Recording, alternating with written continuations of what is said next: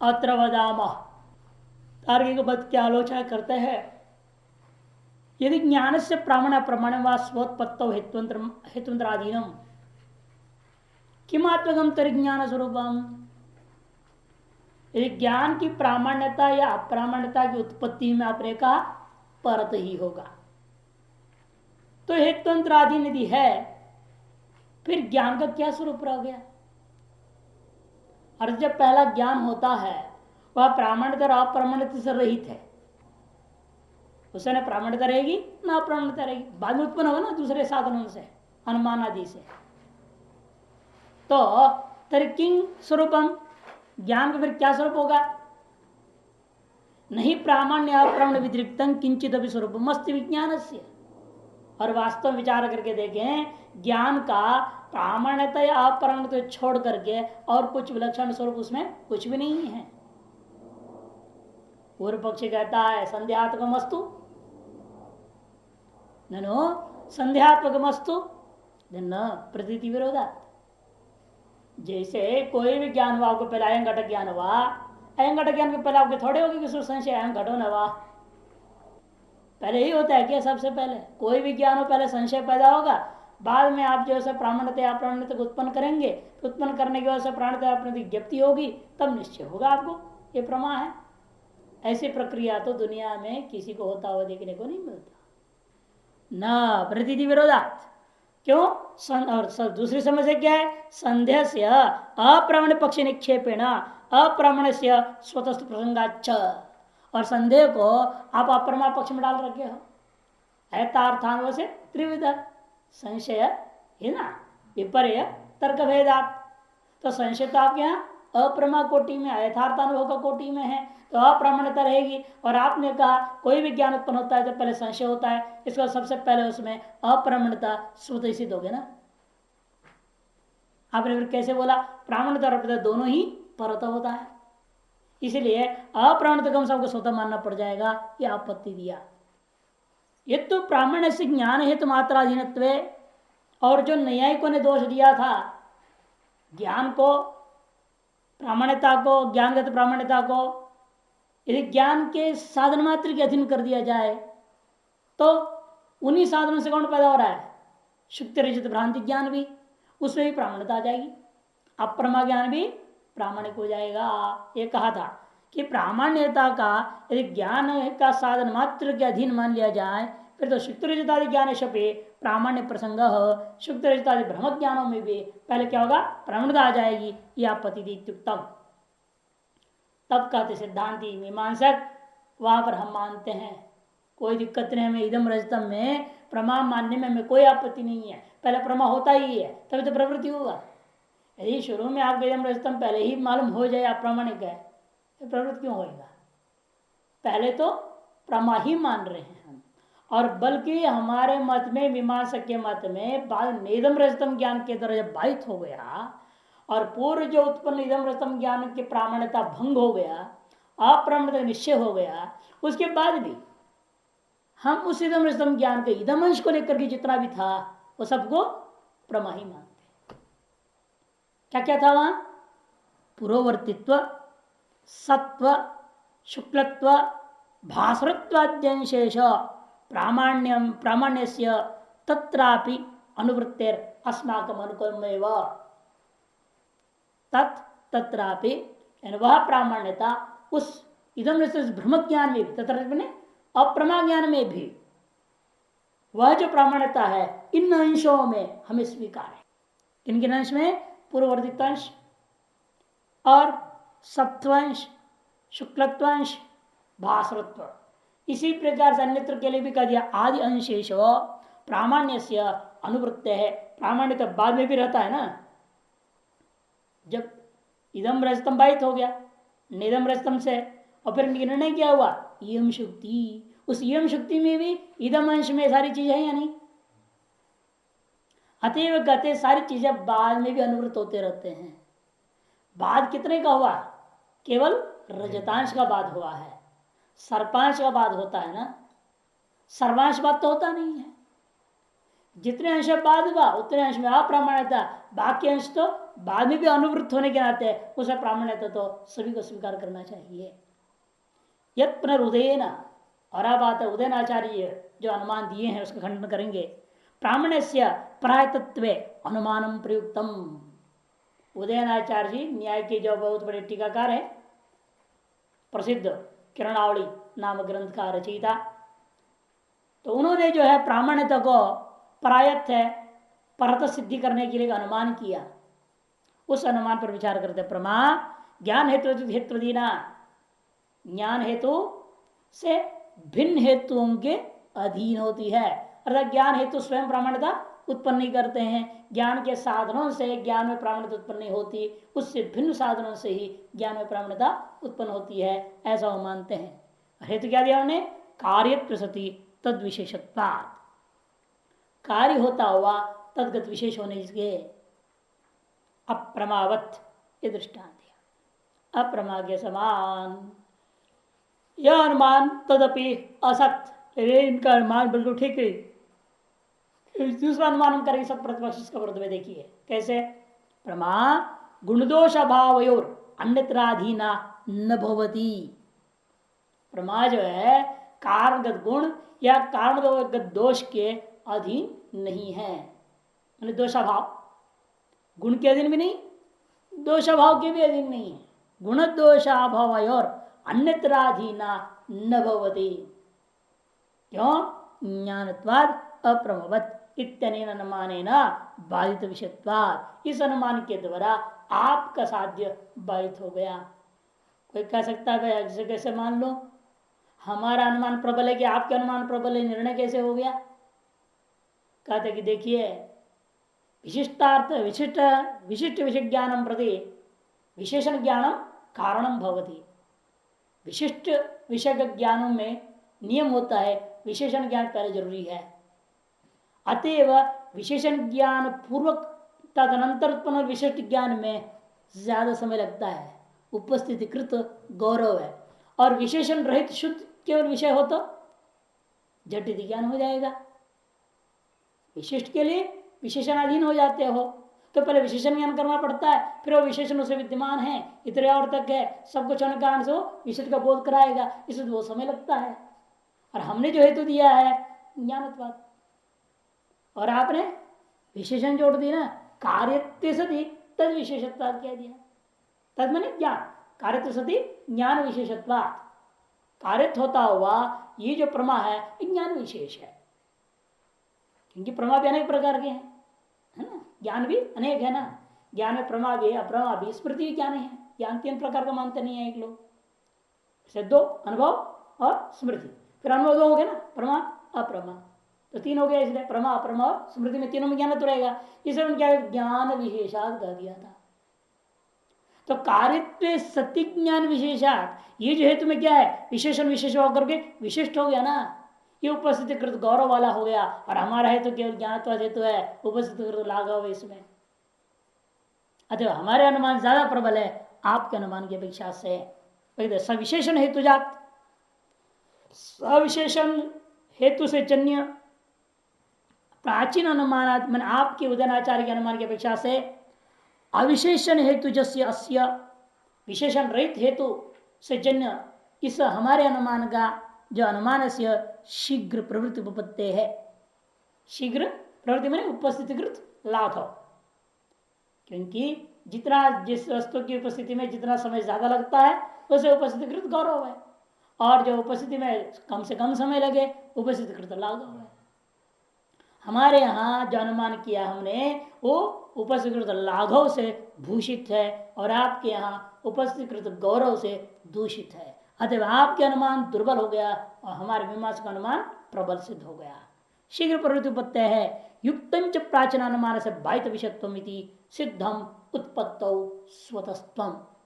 इसलिए प्राचीन आपका जो प्राचीन अनुमान है उदयनाचार्य का जो पूर्वानुमान जो है आपका, वह हमारे उत्तर अनुमान के द्वारा बाधित विषय वाला होने से परतः उत्पत्ति के बाद प्रामाण्यता, प्रमा ज्ञानों में प्रामाण्यता परत उत्पन्न होता है, बात खंडित हो गया। यदि सिद्धम उत्पत्तौ स्वतस्तम, इसलिए हम मीमांसकों का मत उत्पत्ति कृत स्वतस्थ। प्रमा में प्रामाण्यता की उत्पत्ति स्वतः ही होती है, ये बात सिद्ध हो गया। एवं प्रतिपत्तो भी स्वतस्थम में युक्तम अभिगंतुम, इसी प्रकार से वो प्रमागत प्रामाण्यता जो उत्पन्न हुई है स्वतः इंद्रियों के द्वारा, तो कारण सामग्री से, वे कारण सामग्री उसको ज्ञान भी करा देंगे आपको। प्रमाण में उत्पन्न प्रामाण्यता को ज्ञान करने के लिए किसी अन्य साधन की अपेक्षा नहीं है। अयं घट, यह ज्ञान होते ही उसमें आपको प्रामाण्यता भी उत्पन्न हो गया और प्रामाण्यता का आपको बोध भी हो गया, इसलिए बड़ा दृढ़ निश्चय के साथ बोलते हो घट ज्ञानवान हम। ये कैसे बोलेंगे? या नहीं कि जिस दिन पैदा हुए, थोड़ा बड़े हुए, आपको कोई नाम मालूम था, कान बार पर ठोकते हैं ना, बार बार बोलते बोलते आपको दिमाग में बैठ गया है, तो जैसे थोड़ा बड़ा क्यों भी पूछते क्या बोलते, मैं अमुक नाम का हूं, है ना। किसे पूछा मैं अमुक नाम को प्रमाण में प्रामाण्यता है या नहीं, उचित है या नहीं नाम, ये भी नहीं पूछते कभी। माता पिता ने जो दे दिया वो बढ़िया है, क्यों बढ़िया है किसी को मालूम नहीं, या नहीं मालूम है क्यों बढ़िया है, पता नहीं। कईयों को नाम का अर्थ मालूम नहीं रहता क्या नाम है, अर्थ अर्थ कुछ पता नहीं उसका, नाम रख लिए। व्युत्पत्ति मालूम है ना, शब्द के अर्थ की व्युत्पत्ति मालूम नहीं है। एक ना तो इसका नाम बता अमित, मैंने कहा कमाल नाम है तुम्हारा भाई, तुम तो इतने छोटे से हो और नाम रख दिया अमित। तो कहते हैं क्यों आप ऐसे कर, मैंने मन सोचा था ना कि इतना छोटा सा नाम तो लंबा छोटा हो गया, तो फिर वो कहता क्यों आप, मैंने हंस दिया, तो फिर क्यों हंस रहे, मैंने बोला भाई तुम्हारा नाम तो कमाल रख दिया, तुम जानते नाम का क्या है? मुझे मालूम ही नहीं, मैंने कहा मालूम भी नहीं। फिर उन्होंने को समझाया, न विदिते मितत्व यस्य, मितत्व मैंने परिच्छिन्नत्व, यस्य स अमितः, जिसका परिच्छेद ही न हो वो अमित होता है। हाँ तुम तो परिच्छिन्न हो, और जो है सब उससे भी परिच्छिन्न हो गए हो। आम आदमी से 5 फुट तो 4.5 का है, बहुत ही छोटा है, तो अमित नाम रख दिया है। मैंने इसलिए चलो वही बात, शरीर से अमित हो, अमित नहीं हो तो गुणों से तो अमित हो जाओ। गुणों से भी अमित नहीं, दारू वारू पीता है, चलो भाई कोई बात नहीं, ज्ञान से तो अमित हो जाओ, कोई पढ़ लिख ले अच्छे ढंग से, डिग्री विग्री पा ले 2-4। ज्ञान से भी अमित नहीं है, गुणों से अमित नहीं है, धन से अमित हो तो वो भी नहीं है, किसी तरह से अमित नहीं है, नाम रख लिया अमित। ऐसे लोग होते हैं। लेकिन उस नाम में प्रामाण्यता की उत्पत्ति के साथ साथ उसकी ज्ञप्ति उसको पक्का है, तभी कहते हैं मेरा नाम ये है, जहां आप जाओ जोर से बोल देता है। इसलिए कहते हैं प्रतिपत्ति में भी, उसकी ज्ञप्ति में भी स्वतस्व ही मानना उचित होता है। क्यों? तथा ही समझा रहे स्वयं मीमांसक, तथा भूत अयम अर्थ अर्थ से तथात्वधारणात् प्रामाण्य संवित्ति ही, तथा भूत अयम अर्थ, ये जो अर्थ है तथा भूत है माने यथार्थ है, यथार्थ यह विषय। अयं घट जो ज्ञान हुआ, इस ज्ञान का जो विषय घट वो यथार्थ है, मिथ्या नहीं है, रजत के समान। ऐसा जब हो अर्थ से तथा उदाहरण, अर्थ में यथात्मता का जब निश्चय हो गया, प्रामाण्य समृद्धि स्यात्, जो ज्ञानगत प्रामाण्यता की जप्ति मान ली जाती है। समिति माने जप्ति, प्रतिपत्ति कहो, संवित्ति कहो, जप्ति कहो, सब पर्यायवाची है शब्द में, केवल धातु और कहीं उपसर्ग बदल रहे हैं। अतथाभूत अर्थ अतथात्व अवधारणाद अप्रामाण्य समिति स्यात्, इसी प्रकार से अतथाभूत अर्थ इदम रजतम का जब बाद हुआ, निदम रजतम करके जब ज्ञान हुआ, तो आप क्या कहोगे? ओहो ये जो रजत है अयथार्थ है, अतथाभूत है यह रजत रूपा विषय। इस प्रकार से जब अयथार्थत्व अयथात्मता का जब निश्चय हो गया अवधारण करने से, अप्रामाणिकता भी संवित्ति ज्ञप्ति हो जाती है। तत्र तथाभूत तथात्व अवधारणम ज्ञान स्वरूपाधीनम, इतना अंतर है लेकिन दोनों में। क्या? तथाभूत अर्थ जो आपने कहा है वहां तथात्व में यथार्थत्व का निश्चय अवधारण करने में ज्ञान स्वरूप ही कारण होता है, अन्य कोई सामग्री से नहीं। ज्ञान स्वरूपाधीनम इति तादृश अवधारण गम्यम प्रामाण्यम स्वतोवगम्यते इत्युच्यते। इस प्रकार के अवधारण से जाना गया जो प्रामाण्यता, उसको हम क्या मानते हैं? स्वतः है, ज्ञप्तिकृत, उत्पत्ति कृत भी प्रामाण्यता स्वतस्थ है, जप्ति कृत भी स्वतस्थ हो गया। लेकिन अतथाभूत तो अयम अर्थ अर्थात्व भाव अवधारण तो कारण दोष अवगमात, यहां परता मानेंगे। प्रामाण्यता स्वतः और अप्रामाण्यता परत सिद्ध होगा। क्योंकि पहले एकदम रसम जब ज्ञान हुआ तब आपने उसको प्रमा ही माना है, प्रामाण्यता भी है और चल दिया है। मिला नहीं, सीप मिल गया, तब दुखी होकर के निश्चय लेना पड़ता है, हमारे जो है आंख ने हमको धोखा दे दिया है ना, हमको चांदी का लालच दिलाकर दौड़ा दिया बेफालतू का, हम चांदी के दौड़ गए, देखा तो चांदी नहीं है। तो तब मालूम हुआ कि आंख में कुछ ऐसे चमक जो है चांदी का चमक करवा दिया और दिखवा दिया, आंख ने धोखा दिया है, कारण में दोष दिखाई देता है। तथा भाव का अवधारण जो हुआ तो कारण दोष अवगमात, कारण में दोष का निश्चय होने से बाधक प्रत्याद्वा अथवा बाधक का ज्ञान निश्चय हो गया, तो भी परतो जयते, इसलिए परत ही उत्पन्न हो गया अप्रामाण्यता।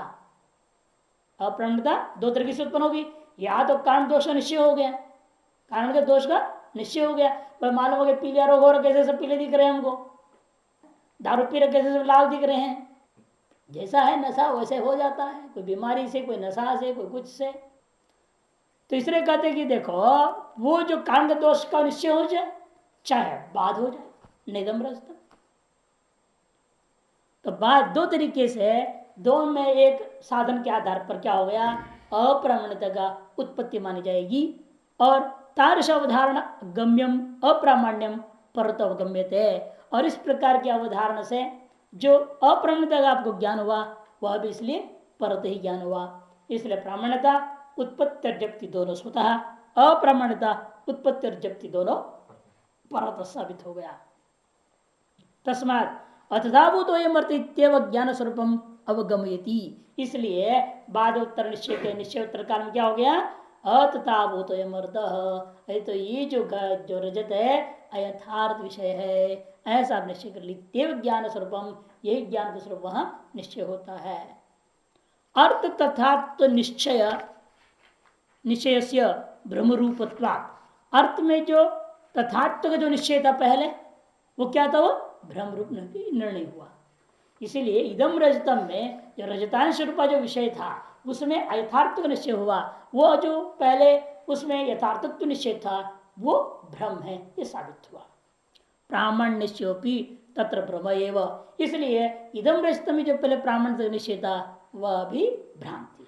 इसे पहला जो इदम रजतम जो प्रवृत्ति का कारण हो गया था, वह इदम रजतम ज्ञान में जो अर्थगत प्रामाण्य जो अर्थगत जो यथार्थ था वह भी भ्रम है, और उसे जो प्रामाण्यता थी उस ज्ञान में वह भी भ्रम ही है।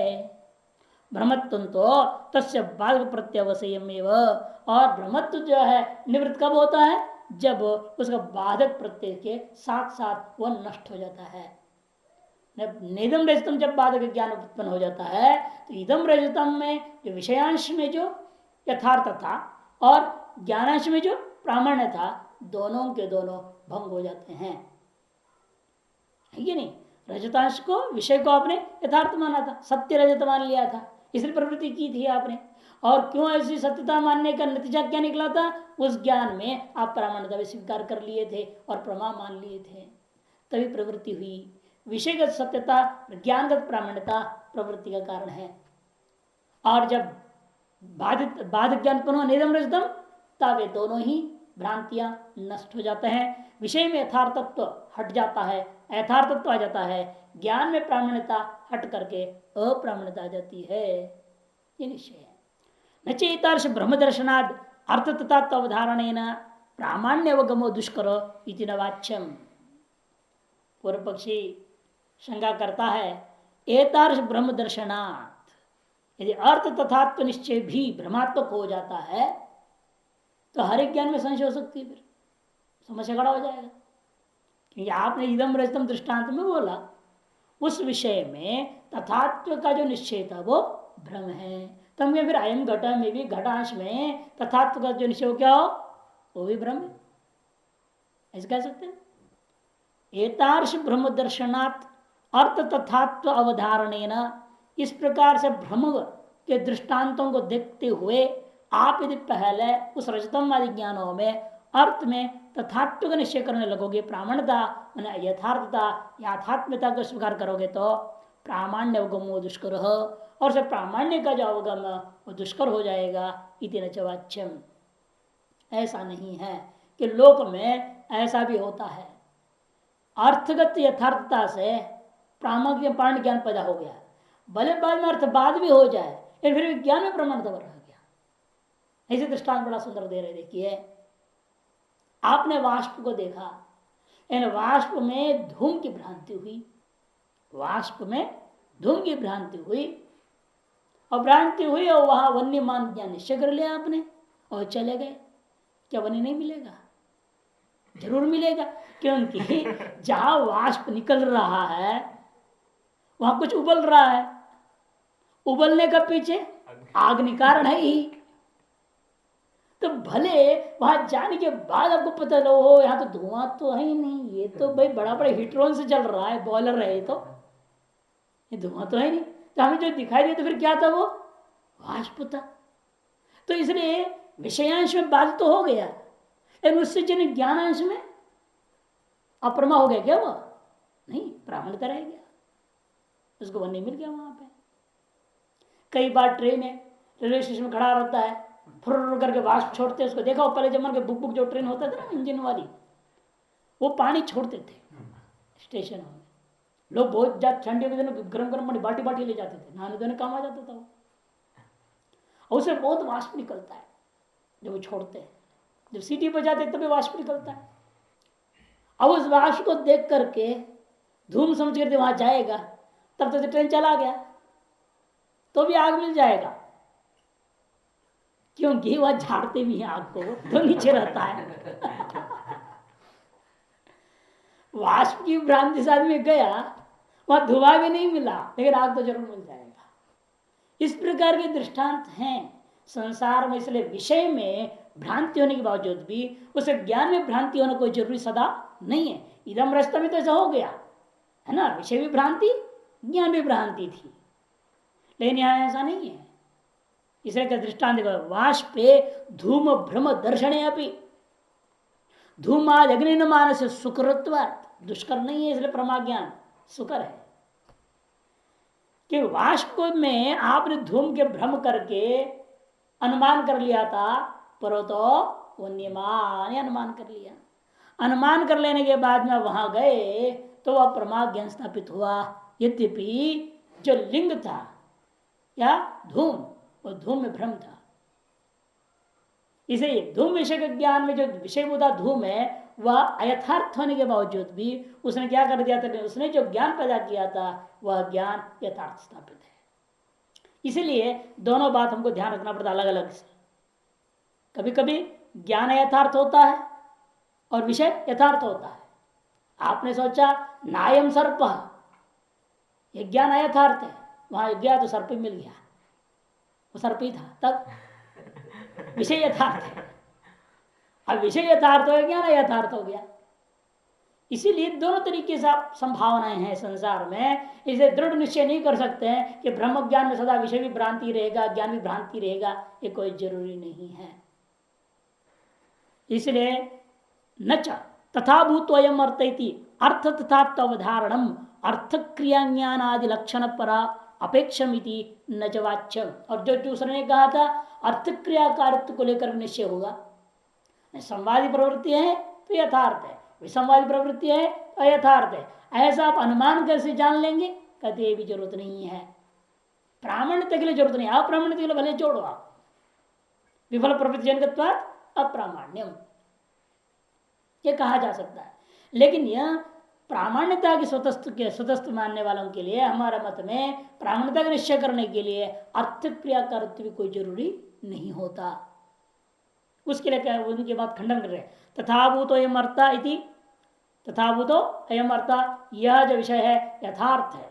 इस अंश में अर्थ के तथात्व का अवधारणम, अर्थगत यथार्थता का निश्चय, अर्थ क्रिया ज्ञानादि लक्षण परापेक्षम, अर्थ क्रिया का अर्थ माने सफल क्रिया, सफल प्रवृत्ति जनकत्व रूपा ज्ञान आदि लक्षण ज्ञान आदि रूपी पर दूसरे के अधीन है। परापेक्ष में परतः निश्चय हो रहा है। इति न च वाच्यम, क्यों? विकल्प सत्वात्। यहां भी विकल्प करके पूछते हैं, बताओ क्या आप कहना चाह रहे हो? किमिदम अर्थक्रिया ज्ञानम स्वतएव प्रमाणम उत परतः। कहते आपने एक ज्ञान का की प्रामाण्य तक निश्चय करने के लिए अर्थक्रिया का तत्व का ज्ञान की जरूरत है बोला। वो अर्थक्रिया का ज्ञान यथार्थ है क्या? उसका निश्चय कौन करेगा? दूसरे अर्थक्रिया का ज्ञान, फिर तो अनावस्था दोष हो जाएगा ना। क्योंकि अयं घटक ज्ञान का विषयभूता घट की यथार्थता का निश्चय करने के लिए आपने कहा सफल प्रवृत्ति जनक होना ज्ञान होना जरूरी है। यह ज्ञान मुझे सफल प्रवृत्ति करा देता है, ऐसा निश्चय होना जरूरी है। लेकिन वो निश्चय में यथार्थता है या नहीं, ये कौन निश्चय करेगा? वे कह रहे हैं कि वह स्वतः है या परतः है। यदि स्वतः है फिर पहले घटा स्वतः क्यों नहीं मान रहे हो? एक और ज्ञान मान के उसमें स्वतः मान रहे हो। पहला वाले क्या गलती कर रखा था? प्रथमे किम अपराधम कृतम, प्रथमे ना किम अपराधम कृतम, न्याय है ये बाद में जाकर जो मानना चाह रहे हो उसको पहले मानने में क्या आपत्ति थी आपको? उसने क्या अपराध कर रखा था उसको तुम मानने को तैयार नहीं हो? ये कहेंगे वो न्याय आ रहा है। किम अपराधम आदि ज्ञान है ना, वो आ रहा है यहाँ पर अंतिम पंक्ति में है, देखो इस पन्ने में। क्यों विकल्प उठाया? वो जो अर्थ क्रिया ज्ञान है वो स्वतः ही प्रामाणिक है या परत प्रामाणिक है? न तावत परत, पहला दूसरा प्रश्न करते परत नहीं मान सकते क्योंकि अनावस्था दोष हो जाएगा।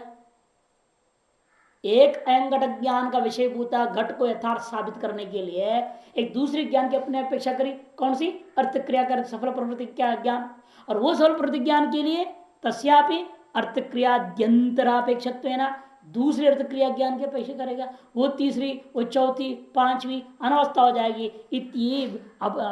अपेक्षत्वेन अनवस्था प्रसंगात अथ स्वतः स्यात्, फिर आपको मानना पड़ेगा वो अर्थ क्रिया ज्ञान में प्रामाण्यता स्वतः है।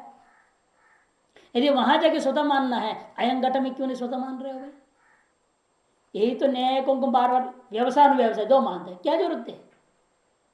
व्यवसाय ज्ञान के लिए एक अनुव्यवसाय ज्ञान माना उसने, अयं घटा के लिए फिर ज्ञातो घटा, कभी कोई जरूरत नहीं है कि पहले क्या अपराध किया है, वो अपने आप में क्यों प्रमाण साबित कर पा रहा है? एक वो नहीं कर सकता, दूसरा भी नहीं कर सकता, तीसरा भी नहीं, कोई नहीं कर पाएगा। फिर एक दूसरा कर सकते, फिर पहला स्वयं में सामर्थ्य, नहीं तो दूसरे के ज्ञान, दूसरा ज्ञान में सामर्थ्य कहां से आ गया? अपने अहम जोड़ ले, इतने से आ गया सामर्थ्य उसमें। उसमें अहम ही तो जटक घटक ज्ञानवान हम ज्ञातो घटो मया, आप अपने आप को जोड़ लिए, इतने में उस ज्ञान में दम आ गया कि प्रामाणिक साबित कर सकता है। और पहले अयं घटा में आप नहीं जुड़े थे, इसलिए उसमें सामर्थ्य नहीं है। फिर इदम रजतम में भी कहा दूंगा, फिर ज्ञातम रजतम मया, वो भी प्रामाणिक होने लग जाएगा। इसे आपके अपना अंश के जुड़ने मात्र से ज्ञान में कोई विशिष्टता पैदा नहीं हुआ है कि वो प्रामाणिकता को साबित कर सके। इसीलिए प्रथम ज्ञान में ही वो सामर्थ्य है मानना उचित है, वही करे। किम अपराधम आद्य ज्ञान है ना, क्या अपराध किया आज पहला ज्ञान ने कि उसको कह रहे हो वहां परत से सिद्ध प्रामाण्यता सिद्ध होगी? ये न तसे परत प्रामाण्य पक्ष निक्षेप, जिसके वजह से आप उस प्रथम ज्ञान को परत प्रामाण्य का पक्ष में फेंक दे रहे हो। अर्थात पहले में ही स्वतः प्रामाणिक उत्पत्ति मानना उचित है। यत्तु समर्थ प्रतिजनकत्व हेतुना प्रामाण्यम आद्य ज्ञान से अनुमेयम इत्युक्तम, और जो ने कहा अनुमान कर लो उस हेतु से आद्य ज्ञानम प्रामाण्यम या प्रामाण्यता विशिष्टम, क्यों? यही है ना पूरा आद्य ज्ञान से, ये पक्ष हो गया, प्रामाण्यम साध्य हो गया, समर्थ प्रवृत्तिजनकत्वात् ना, तृतीयांत हेतु होता है ना, तृतीयांत और पंचम हेतु, हेतु दे दिया। समर्थ प्रवृत्तिजनकत्व हेतुना, हेतु हो गया, प्रामाण्यम साध्य, आदि ज्ञान से पक्ष हो गया, आदि ज्ञानम प्रामाण्य विशिष्टम, क्यों? समर्थ प्रवृत्तिजनकत्वात् यन्नम तन्नम यथा अप्रमा ज्ञानम, ऐसे व्यतिरेक अनुमान। ऐसा कुछ लोगों ने अनुमान किया, तदप्य युक्तम, क्यों? स्वप्न को उठाया, बहुत सुंदर। कहते स्वप्ने कामिनी रूप दर्शन आदि रूपस्य अपूर्व ज्ञान से तदालिंगन आदि रूप समर्थ आदि रूप समर्थ प्रवृत्ति जनकत्वे प्रामाण्य भावेन तत्र अनैकांत्यात्। ये दो है तो अनैकांतिक दोषग्रस्त है। स्वप्न के सकल पदार्थ मिथ्या सभी सिद्धांत मानता है, सकल पदार्थ मिथ्या है, लेकिन वह भी सफल प्रवृत्ति जनक हो रहा है। वो भी सफल प्रवृत्ति जनक हो रहा है कि नहीं हो रहा है? इसलिए ऐसा दृष्टांत दे रहे हैं जहां कारण स्वप्रदोष हो जाता है। कामनी का दर्शन हुआ, उसको आलिंगन करने की प्रवृत्ति हुई, प्रवृत्ति का नतीजा स्वप्रदोष हो गया। और सफल प्रवृत्ति है, ज्ञापन हो रहा है, सफल प्रदोष ना होता तो ज्ञापन नहीं होता। नहीं तो कहते प्रवृत्ति भी मिथ्या कह देते हैं। देखा वो भी मिथ्या, वो प्रवृत्ति भी मिथ्या है, लेकिन प्रवृत्ति भी मिथ्या नहीं कर सकते कि उसका नतीजा दिख रहा है ना, कपड़े खराब हो रहे हैं। तीसरे कहते हैं कि वहां सफल प्रवृत्ति तो है, किंतु प्रामाण्यता है क्या उसमें? स्वाप्र पदार्थ में, स्वाप्न उस पदार्थ ज्ञान में प्रामाण्यता नहीं है, लेकिन सफल प्रवृत्ति है। साध्य भाव अधिकरण में हेतु चला गया। स्वप्न में कामनी रूप दर्शनादि रूप से अपूर्व ज्ञान से कामनी का सौंदर्य दर्शन रूपा एक विलक्षण अपूर्व नया ज्ञान उत्पन्न हुआ। और उस ज्ञान में क्या है? लेकिन वो ज्ञान और उस ज्ञान का विषय सब अप्रमा है, विद्या है। प्रामाण्य तो उसमें नहीं होना चाहिए, है ना? है नहीं प्रामाण्यता, और इसे प्रामाण्यता के अभाव का अधिकरण है वो। है उस ज्ञान कैसा है? प्रामाण्यता के अभाव अधिकरण है या नहीं? क्योंकि वो ज्ञान पूरा का पूरा अप्रमा है, इसमें अप्रामाण्यता से कोई संशय नहीं है, सर्वमत को स्वीकृत है। प्रामाण्यता का अभाव अधिकरण में आपके हेतु घुस गया। क्यों? तदा आप वहां पर क्या कर रहे हैं? आलिंगन आदि रूप समर्थ प्रजनगत्व, आलिंगन आदि रूप समर्थ प्रजनगत्व रहने पर भी प्रामाण्य भाव है ना, असाध्य आपका नहीं है, हेतु चला गया। इसलिए तत्र अनेकांत्यात्, ऐसे स्थलों में अनेकांतिक हो गया, आपका हेतु व्यभिचारी हो गया। इसलिए ये हेतु से आप परत सिद्ध नहीं कर सकते, माने ज्ञानगत प्रामाण्यता की ज्ञप्ति परत है, ये सिद्ध नहीं हो पाया, स्वतः ही सिद्ध है। यद तो पुनः जो लोग कहते हैं, कभी कभी तो ऐसा हो जाता है ना, मम उत्पन्न ज्ञानम प्रमाणम व प्रमाणम संशय हो जाता है, उसके आधार पर कहते हैं प्रामाण्यता परत निश्चय होना चाहिए। फिर बाद में पूछेगा ना दूसरों से, मेरे ज्ञान सही है या नहीं। आप न भी पूछो, आपको पढ़ाने वाले मास्टर लोग क्या करते हैं? बाद में आपकी परीक्षा लेते हैं, देखने के लिए जो पढ़ा है वो सही है या नहीं। वैसे आपको भी निश्चय होता है, जो मैंने पढ़ा है, मैंने जवाब लिखा है, इसका मतलब मेरे को बिल्कुल सही ज्ञान हुआ है, तो पास हुआ। या आपने जो लिखा वो गलत लिखा है, इसका मतलब आपने जो पढ़ा समझा गलत समझा है, आपको उत्तर गलत हो गया तो फेल, या नहीं। इसे कहते प्रामाण्यता जो होती है वह परत है, ये कभी नहीं हो सकता, स्वतः ही मानना पड़ेगा, ये सिद्ध कर दिया।